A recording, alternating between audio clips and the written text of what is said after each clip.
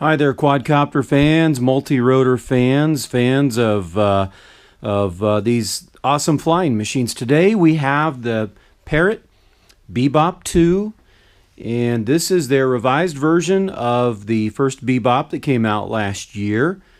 This is a brand new item. I just got it this afternoon, just opened it up. I have just two flights on it. I have an indoor and an outdoor flight.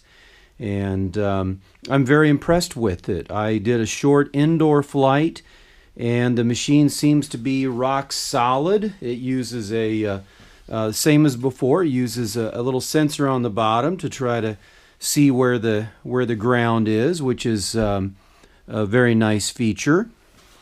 It's designed a lot like the first Bebop, where it isolates the propulsion frame with the electronics and battery frame, which is very nice.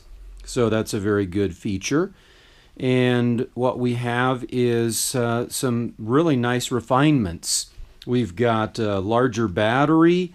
We have slightly larger airframes, just slightly larger than the previous version. We have more aerodynamic and stronger arms. The first version had kind of a twin beam system. This is a single system. It's a little more aerodynamic and looks a little cleaner. We also have a proper battery latch.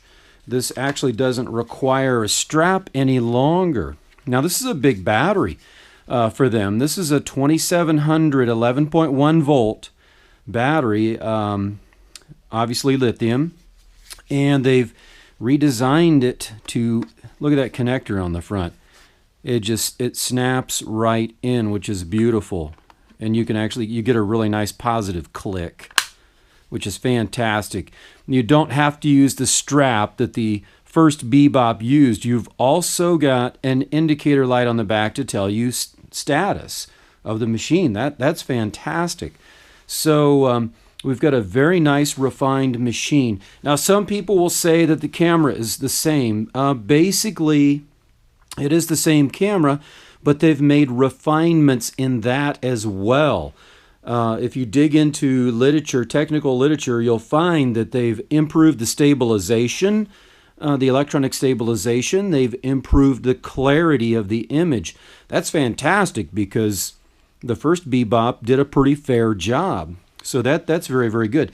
Now I do have this with the Sky Controller. You don't have to use the Sky Controller. You can fly it with your iPad, iPhone, whatever device you have. You can download the software and you can do that. I like having a controller. So I've got now this is the new controller. They say you can use the old controller, which is probably true because of the transmission protocol that they use. But if you're familiar with Bebop, you'll know that it uses the Bebop battery on the back. And here we go again. It actually snaps on, which is just very, very nice. That's a very nice refinement that's been done. Did you hear that click? It's very positive. Now, also the same thing. You've got your HDMI output as well as some USBs here. The HDMI output allows you to plug this into a television or video goggles or a remote monitor. Maybe you've got a small monitor that has HDMI input. You could put it here in place of your iPad because this controller does everything that the iPad can do. It actually gives you more range. That gives you a lot more range than an iPad. So there we have it. It's a very, very nice machine. I'm very impressed. I've only got two small flights on it. I will be getting more. It's very cold outside today, but when it warms up a little bit, I'd really like to see what kind of range I can get on this. I want to see what the picture quality is from the camera, but so far I'm very impressed with this system. I think they've done a fantastic job, but of course they've been in this a while. You know, if people remember, they came out with the AR drone quite a few years ago and have steadily made refinements in their product.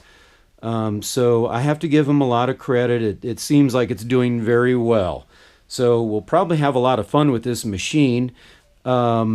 I'll see if I can get some distance flight videos for you guys. I'll go outside and do another flight video just to show you quickly what this looks like in the air. But hopefully we'll get some long distance flight videos, and maybe we'll show some of the image quality from the camera and see how that goes. So stay tuned, and we've got a lot more to come. But thank you for watching, guys.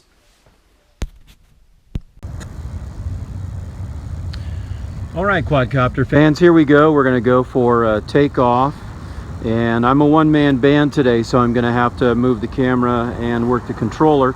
I am using the Sky controller. And I'm using that without the iPad because it works just fine without the iPad. Let's try to do an auto takeoff.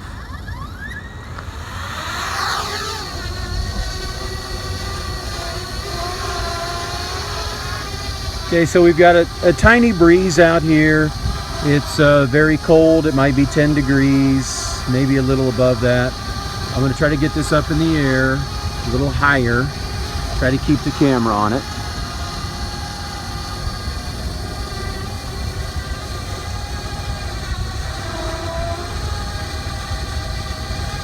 There we go.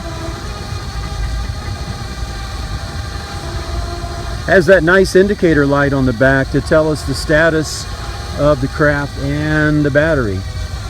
So I'll move it forward here a little bit. Try to keep it in view.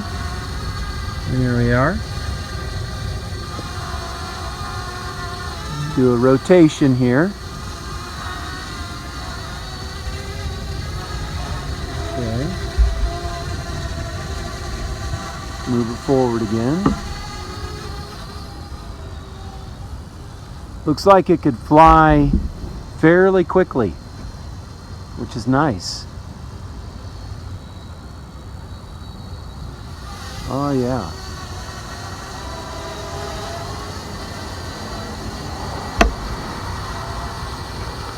It's incredibly stable. It's amazing.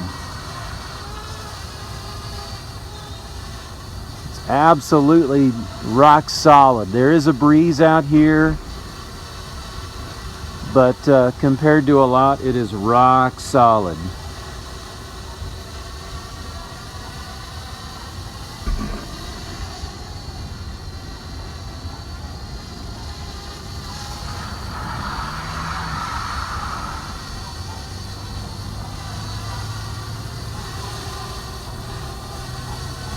I'll bring it down. I'm going to bring it a little bit forward. I'm going to get it pretty close here.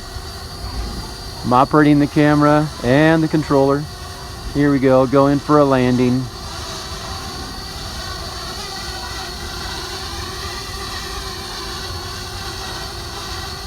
And I'm gonna hit the landing button.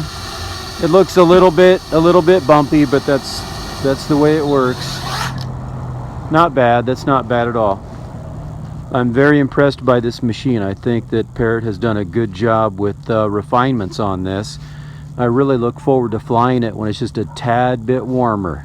Thanks for watching, guys.